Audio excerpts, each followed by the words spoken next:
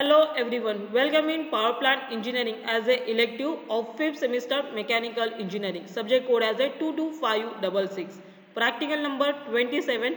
Calculate cost of electricity consumption of any one laboratory.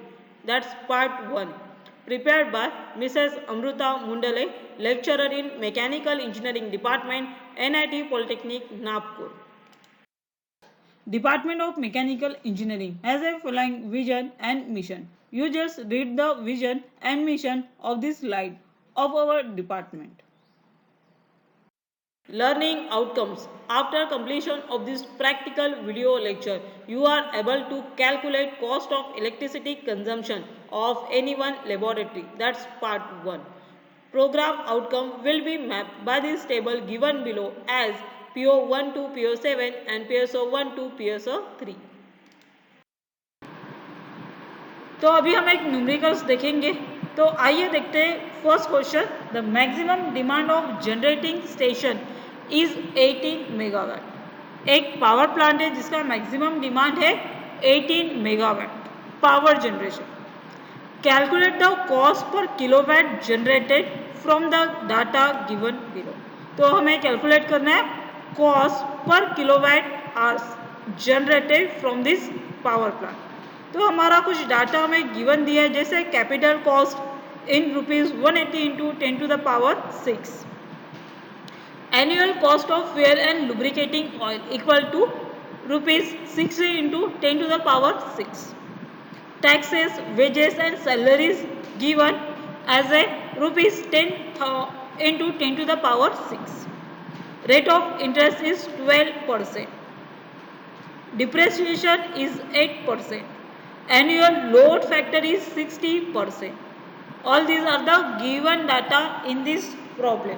तो हम start करते हैं सॉल्यूशन। तो सॉल्यूशन में हम सबसे पहले लिखेंगे क्वेश्चन में क्या गिवन है। तो let us start from given data. तो गिवन डाटा में कैपेसिटी ऑफ पावर प्लांट दिया है P is a 180 into 10 to the power 6, that is a capital cost, is a represent as a P. Annual cost of fuel and lubricating oil is also given in rupees 60 into 10 to the power 6.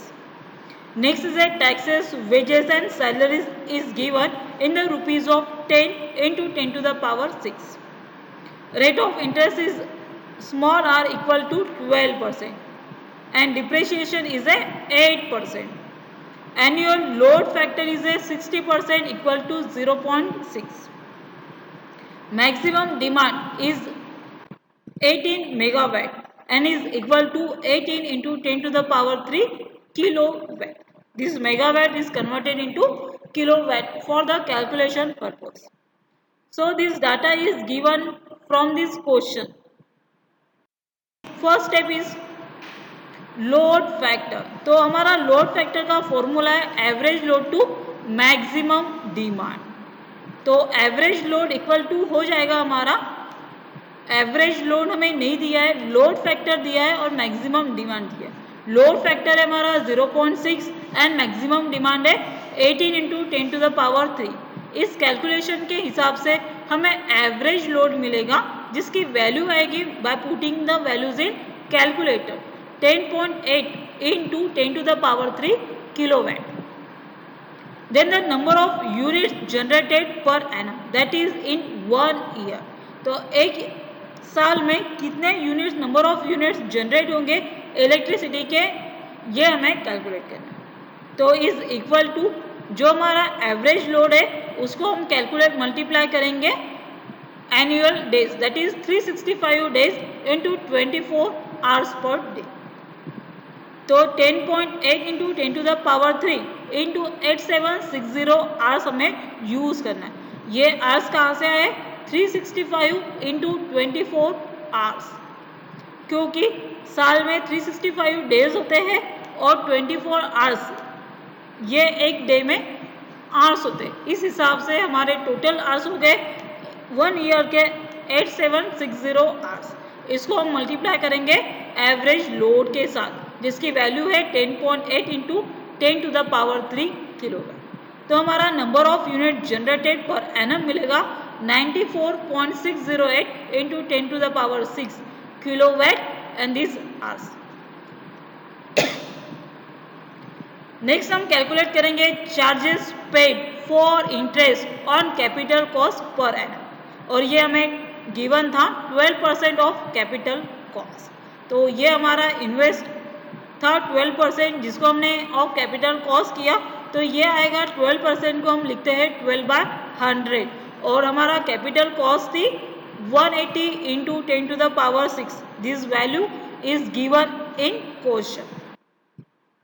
So the rupees, this calculation of paid interest paid is a rupees 21.6 into 10 to the power 6 charges paid for interest on capital cost per annum.